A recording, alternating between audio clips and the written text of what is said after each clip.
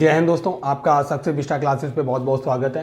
दोस्तों आज की वीडियो में हम विज्ञान शुरू कर रहे हैं, भौतिक विज्ञान। भौतिक विज्ञान में हमारा आज का टॉपिक है आवेश, चार्ज। दोस्तों आपने बचपन में कई बार क्लासेस में बैठ के आवेश को महसूस तो किया है, लेकिन आवेश होता है क्या इसे जानना नहीं होगा।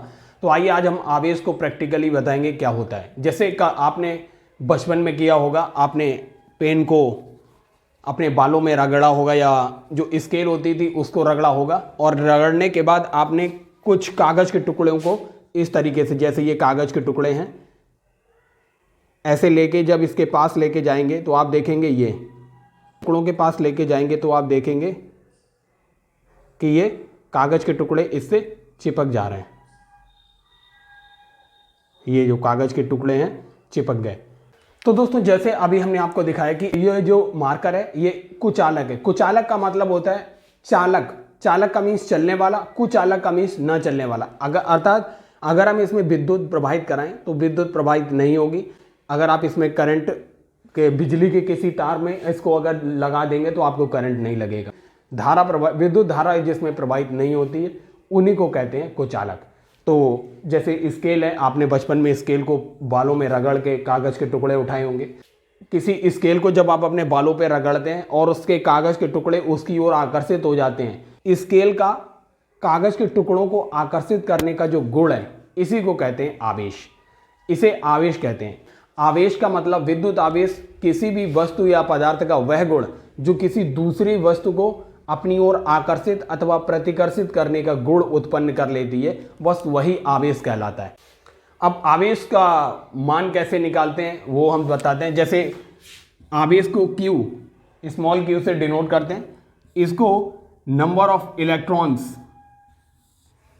अगर मान लो ये हमारे पास मार्कर है, अगर मान लो इसमें इलेक्ट्रॉनों की संख्या सपोज n इलेक्ट्रॉन्स हैं, नंबर ऑफ इलेक्ट्रॉन कितने n हैं, और एक इलेक्ट्रॉन का आवेश कितना होता है, माइनस का 1.6 इंटू 10⁻⁻19 कूलम ऋणात्मक आवेश होता है इलेक्ट्रॉन पर। तो इस पर कुल कितना आवेश हो जाएगा, एक इलेक्ट्रॉन का आवेश आपको पता है इतना है, तो नंबर ऑफ इलेक्ट्रॉन से इसे मल्टीप्लाई कर देंगे तो आपको इसका मार्कर का कुल आवेश पता चल जाएगा। बस यही इसका फॉर्मूला होता है, number of electron multiply by electron का आवेश। बस ये इसका फॉर्मूला होता है। तो दोस्तों बेंजामिन फ्रैंकलिन अमेरिकन साइंटिस्ट थे। इन्होंने दो प्रकार के आवेश बताए हैं कि दो प्रकार के आवेश होते हैं। वो दो प्रकार के आवेश होते हैं, एक होता है धनात्मक आवेश, धनात्मक, और दूसरा होता है ऋणात्मक आवेश। तो धनात्मक और ऋणात्मक आवेश होता क्या है, जैसे आपको हम एक परमाणु मॉडल की छोटी सी झलक देते हैं। जैसे किसी भी परमाणु के नाभिक में दो प्रकार के कण होते हैं, एक होता है न्यूट्रॉन, दूसरे होते हैं प्रोटॉन। जबकि इसकी बाहरी कक्षाओं में आप देखेंगे इलेक्ट्रॉन्स घूमते रहते हैं, इलेक्ट्रॉन्स बाहरी कक्षाओं में घूमते रहते हैं। तो जब भी आप किसी भी वस्तु को रगड़े, किसी भी एक वस्तु को दूसरी वस्तु से रगड़ेंगे, घर्षण की वजह से क्या होगा, न्यूट्रॉन और प्रोटॉन पे कोई फर्क नहीं पड़ेगा, क्योंकि वो नाभिक में नाभिकीय बल के द्वारा बंधे हुए हैं। तो सबसे पूरे ब्रह्मांड का सबसे प्रबलतम बल है ये नाभिकीय बल। इस वजह से क्या होता है, न्यूट्रॉन और प्रोटॉन तो नहीं अलग होते हैं, अलग होते हैं बाहरी कक्षाओं में बैठे हुए इलेक्ट्रॉन्स। इन्हीं के आदान प्रदान की वजह से क्या होता है, वस्तु आवेशित हो जाती है। अब आवेश दो प्रकार के हमने बताए हैं, एक धनात्मक आवेश होता है, दूसरा ऋणात्मक। क्या होता है, जब इलेक्ट्रॉन्स की अधिकता हो जाती है, मान लो ये मार्कर है, मार्कर पे अगर नंबर ऑफ इलेक्ट्रॉन्स ज्यादा हो जाएं तो इलेक्ट्रॉन पे कैसा आवेश होता है, ऋणात्मक आवेश होता है। अब इस पर इलेक्ट्रॉन ज्यादा हो गए तो ये वस्तु ज्यादा ऋणात्मक आवेशित हो जाएगी।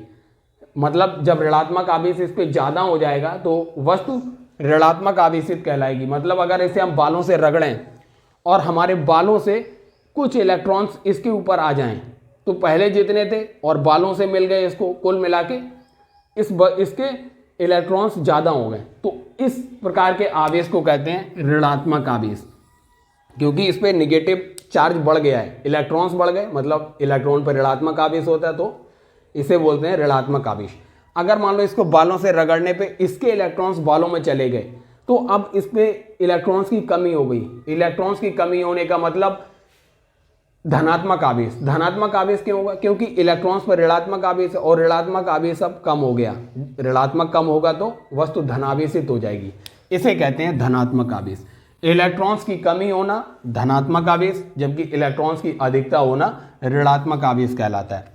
तो दोस्तों हमने समझा आवेश क्या होता है, आवेश को किसी भी वस्तु में आवेश कैसे निकालते हैं, इलेक्ट्रॉन पर कितना आवेश होता है और आवेश कितने प्रकार के होते हैं, धनात्मक और ऋणात्मक आवेश। और हमने धनात्मक आवेश क्या होता है और ऋणात्मक आवेश क्या होता है ये सब कुछ समझा।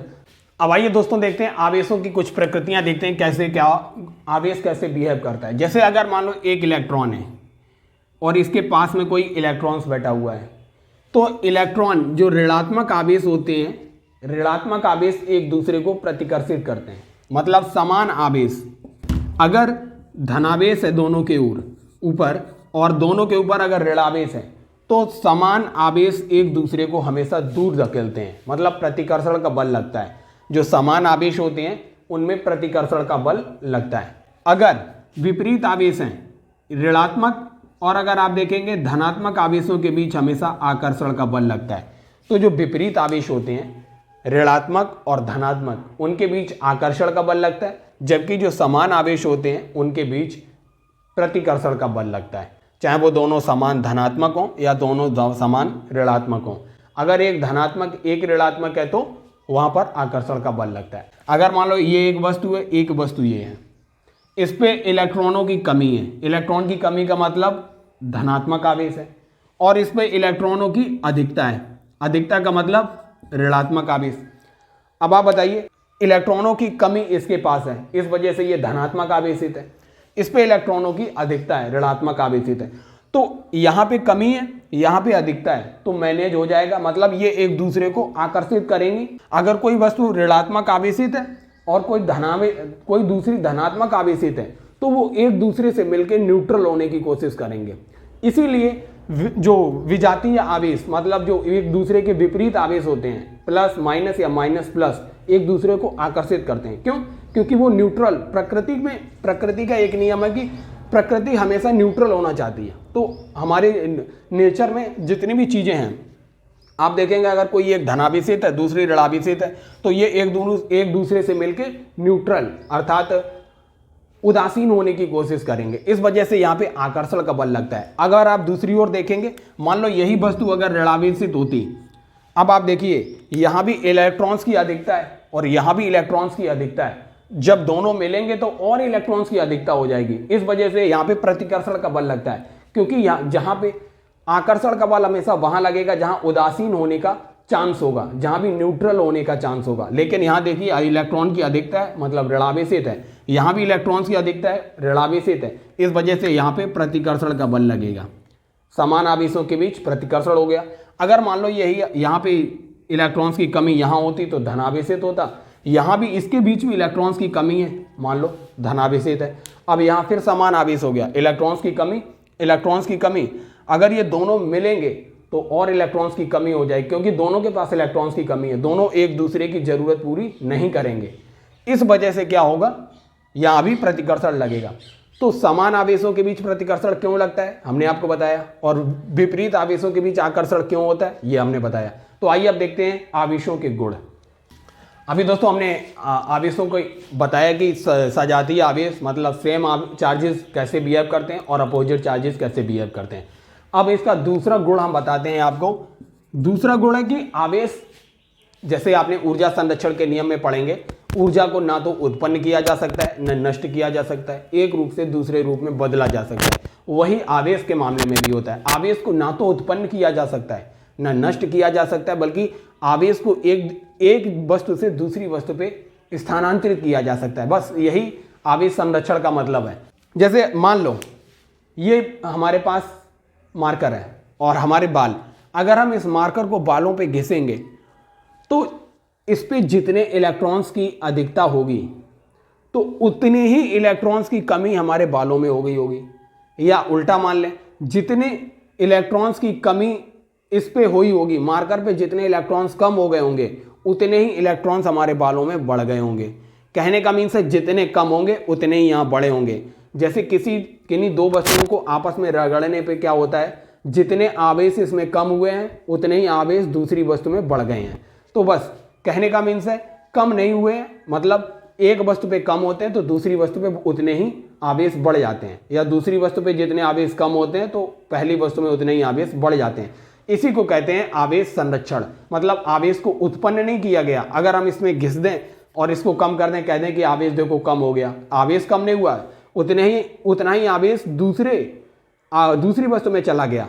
तो इसी को कहते हैं आवेश का संरक्षण, मतलब आवेश एक जगह से दूसरी जगह ट्रांसफर हो रहा है, कम नहीं हो रहा है ना बढ़ रहा है। अब आइए देखते हैं तीसरा गुण।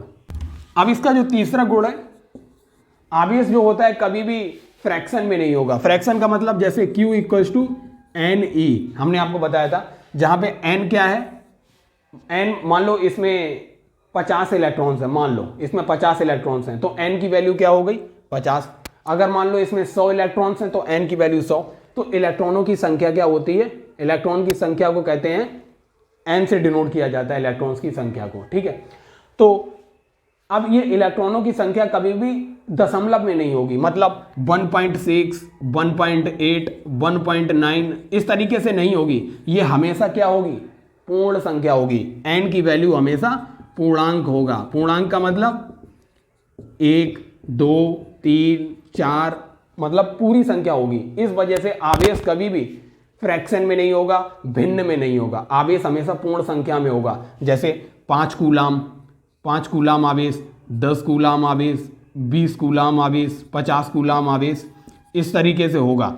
हाँ, आवेश हमेशा पूर्णांक में होता है। आवेश क्योंकि जैसे आप बताइए, अगर हमने इसे बालों पे रगड़ेंगे तो आधा इलेक्ट्रॉन नहीं टूटेगा, पूरा इलेक्ट्रॉन्स का ट्रांसफर होगा, या तो बालों से इसमें होगा या इससे बालों में होगा। मतलब आवेश को दो भागों में तोड़ा नहीं जा सकता है कि एक इलेक्ट्रॉन्स है उसको दो भागों में तोड़ दें, इलेक्ट्रॉन्स को नहीं तोड़ा जा सकता है।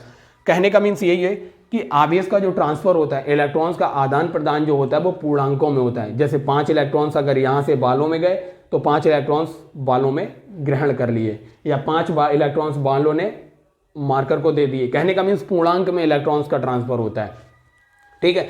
जब परमाणु मॉडल आप देखेंगे तो बाहरी कक्षाओं में जो इलेक्ट्रॉन्स होते हैं यही ट्रांसफर होते हैं। तो पूर्णांक में आवेश हमेशा पूर्णांक होता है, पॉइंट में नहीं होता है। जैसे पॉइंट में इसको नहीं लिखा जा सकता है, या पॉइंट में ये ट्रांसफर नहीं होता है। तो इसे कहते हैं आवेश का क्वांटीकरण। आवेश की चौथी प्रॉपर्टी क्या होती है, तो आइए देखते हैं इसकी चौथी प्रॉपर्टी, आवेशों की योज्यता। ये चौथी प्रॉपर्टी है। ये योज्यता क्या टर्म है, आइए देखते हैं। एडिविटी बोलते हैं इसको।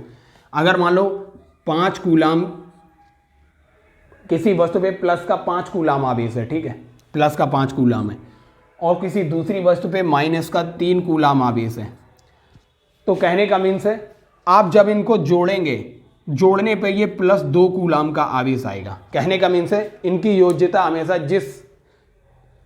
जो साइन है इनके ऊपर, अगर यहाँ पे धनात्मक आवेश है, ऋणात्मक आवेश है, तो इनको ऐसे ही जोड़ा जाएगा।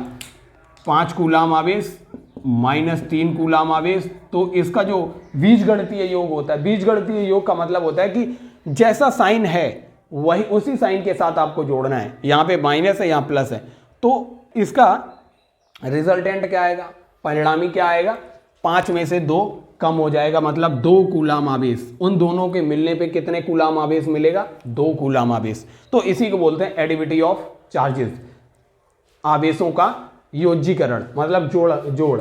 जैसे अगर बहुत सारे चार्जेस हैं, जैसे 5 कूलाम प्लस का है, माइनस का 3 कूलाम है, प्लस का 8 कूलाम है, माइनस का 6 कूलाम है, तो इसका जो रिजल्टेंट आएगा, बीजगणितीय योग का अर्थ होता है जिस साइन है उसी साइन के साथ जोड़ना है। 5 में से 3 गया, प्लस का 2, प्लस का 2 और प्लस का 8, प्लस का 10, प्लस का 10 और माइनस का 6, 4 कूलाम। तो इसका परिणामी आएगा प्लस का 4 कूलाम आवेश। इसी को कहते हैं आवेश की योज्यता, एडिविटी ऑफ चार्जेस। अब आइए दोस्तों 2 टर्म समझते हैं, काफी महत्वपूर्ण है, इसी आवेश से संबंधित है। एक है विद्युत क्षेत्र और दूसरा है विद्युत बल। काफी इजी टर्म है, आपको कई बार इनको डिफाइन करने में दिक्कत आती होगी, तो बस एक बार देख लीजिए, आपको डिफाइन और समझने में सब कुछ खत्म हो जाएगा, आप इजीली जान जाएंगे क्या होता है। अभी हमने आपको आवेश पढ़ाया। आवेश पूरे ब्रह्मांड में चारों तरफ आवेश ही आवेश है। आप देखिए, अगर कोई एक आवेश ले लिया आपने, क्यू आवेश लिया, ठीक है, ये आवेश है, मान लो प्लस का क्यू आवेश आपने ले लिया। अगर आप देखेंगे जैसे एक चुंबक होती है, चुंबक में भी क्या होता है, आवेश होता है। मान लो ये चुंबक है, अगर आपको एक लोहे की छड़, मान लो ये लोहे की छड़ है, अगर हम इसके पास लेके जाएं चुंबक के पास, तो एक स्थिति ऐसी आएगी कि ये चुंबक इस लोहे की छड़ को अपनी ओर खींच लेगी। ऐसे यहाँ से लेके जाएंगे तो फिर वही दूरी आएगी जो ये चुंबक इसको खींच लेगी। ऐसे ही इस तरफ से लेके जाएंगे तब भी एक दूरी ऐसी आएगी कि ये चुंबक इसको खींच लेगी। चाहे इधर से लेके जाएंगे, मतलब हर तरफ से एक दूरी आएगी जहां पर ये लोहे की छड़ को चुंबक खींचना शुरू कर देगी, मतलब उसे कहते हैं बल लगाना शुरू कर देगी। तो हमने यहाँ पे पॉइंट कर लिया, यहाँ कर लिया, यहाँ, यहाँ, यहाँ, कुल मिला के हमने ये पॉइंट कर लिया। जिस पॉइंट पे पहुंचने पे ये चुंबक इस लोहे की छड़ को अपनी ओर आकर्षित कर लेती है। अगर आप इन्हीं बिंदुओं को मिला देंगे, इन्हीं बिंदुओं को मिला देंगे, तो इसी को कहते हैं चुंबकीय क्षेत्र। चुंबकीय क्षेत्र इसे क्यों कहेंगे, चुंबकीय क्षेत्र इसे क्यों कहेंगे चुंबकीय क्षेत्र? कहने का मीन्स ये होगा, इसलिए कहेंगे क्योंकि जब लोहे की छड़ अथवा दूसरी चुंबक को इसके पास ले जाते हैं तो ये वो क्षेत्र है जहां पर इस चुंबक का प्रभाव है। ये चुंबक या तो दूसरी वस्तु को आकर्षित अथवा प्रतिकर्षित करना शुरू कर देती है। इसी के क्षेत्र को कहते हैं चुंबकीय क्षेत्र। यही काम होगा आवेश के साथ। हमने चुंबक से इसलिए समझाया क्योंकि आप चुंबक आपके हाथ में रहती है, आप उसको डेली लाइफ में यूज भी करते हैं, इस वजह से समझ में आएगा। वही काम आवेश के साथ होता है। आप कभी देखेंगे, आप एक धारावाही तार लेंगे, विद्युत तार जिसमें बहुत हैवी करंट फ्लो हो रहा हो अथवा कोई आवेश, तो देखेंगे जब उसके पास में कोई दूसरी आवेशित वस्तु लेके जाएंगे, चाहे ये हो, तो इसके चारों तरफ भी एक क्षेत्र होगा जिसके अंदर इसका प्रभाव होगा, जिसके बाहर इस आवेश का कोई प्रभाव नहीं होगा। इस क्षेत्र के अंदर ये आवेश दूसरी आवेशित वस्तु को या तो आकर्षित करेगा अथवा प्रतिकर्षित करेगा, वो निर्भर करेगा आवेश की प्रकृति पे। अगर ऋणात्मक आवेश है तो ये धनात्मक तो आकर्षण होगा, अगर कोई धनात्मक है इस क्षेत्र के अंदर प्रतिकर्षण शुरू करेगा। तो इसी क्षेत्र को कहते हैं विद्युत क्षेत्र। वह क्षेत्र जिसके अंदर एक आवेश का प्रभाव रहता है, एक आवेश जिसके चारों तरफ उस आवेश का प्रभाव रहता है, उस क्षेत्र को ही क्या कहते हैं, विद्युत क्षेत्र। और विद्युत क्षेत्र का मतलब, अब विद्युत बल क्या होता है? विद्युत बल कहने का मीन्स है इस विद्युत क्षेत्र के अंदर जो लगने वाला बल होता है उसी को विद्युत बल कहते हैं। ये विद्युत क्षेत्र आपको सबसे पहले पता चला। इस विद्युत क्षेत्र के अंदर लगने वाला बल, चाहे वो आकर्षण का हो अथवा प्रतिकर्षण का हो, उस बल को ही कहते हैं विद्युत बल। तो आइए अब देखते हैं कूलाम का नियम। सबसे महत्वपूर्ण है। आज हम आपको कूलाम का नियम ऐसे समझाएंगे कि लाइफ टाइम आपको दिमाग में रहेगा, कभी भी आप नहीं भूलेंगे। तो ये आवेश से संबंधित है, कूलाम का नियम, ये बहुत महत्वपूर्ण है, इसको ध्यान से देखिए। दोस्तों, अभी तक हमने चार्ज, आवेश के बारे में पढ़ा। दरअसल काफी समय तक विज्ञान के जगत में इस बात को लेकर चर्चा बनी रही कि जो दो आवेश होते हैं, प्रकृति में कई आवेश, चार्जेस गतिमान रहते हैं और हर जगह हर वस्तु में आवेश होता है, चाहे वह कुचालक हो या चालक हो। तो क्या होता है कि प्रकृति में जब प्रकृति में आवेश घूमते हैं, मान लो किन्हीं दो आवेशों को अगर ले लिया जाए, हमने Q1 और Q2 को ले लिया, ये प्रकृति में कहीं घूम रहे हैं, हमने इन दोनों के बीच का हमें परीक्षण करना है, ठीक है। हमने आवेश ले लिए हैं, ठीक है। अब ये आवेश एक दूसरे पे बल लगा रहे हैं, क्योंकि प्रकृति में जितनी भी चीजें हैं, सारी की सारी चीजें एक दूसरे पे बल लगा रही हैं। तो जब आवेश का मामला चल रहा था तो कई साइंटिस्ट इस पे शोध कर रहे थे। तो केवल पता इतना लगाना था कि इन दोनों के बीच जो बल लगता है, ये वाला आवेश इस पे जो बल लगाता है और ये आवेश इस पे जो बल लगाता है, वो किन किन पैरामीटर पे डिपेंड करता है, कि मतलब इसका बल कब कम होगा, कब ज़्यादा होगा, और वही इसका बल इस पे कब कम होगा, कब ज़्यादा होगा। तो मतलब ये किस पे निर्भर करता है कि बल कम होगा या बल ज़्यादा होगा। कुल मिला के ये था मामला, ये था। तो इस बात का पता कूलाम ने लगाया और कूलाम ने इसको प्रैक्टिकली प्रूव किया, तब जाके ये विज्ञान के जगत में आवेश में काफ़ी एक क्रांति आई, जो आज कूलाम का नियम एक रीढ़ की हड्डी की तरह है, जो आवेश के बीच लगने वाले बल को बताता है, एक्सप्लेन करता है। तो आइए देखते हैं। अगर मान लो ये दो आवेश हैं, मान लिया हमने इनके बीच की दूरी स्मॉल r मीटर है, मान लिया हमने स्मॉल आर मीटर है। कोई आवेश अगर एक दूसरे से दूर रखे हैं तो उनके बीच की दूरी होगी।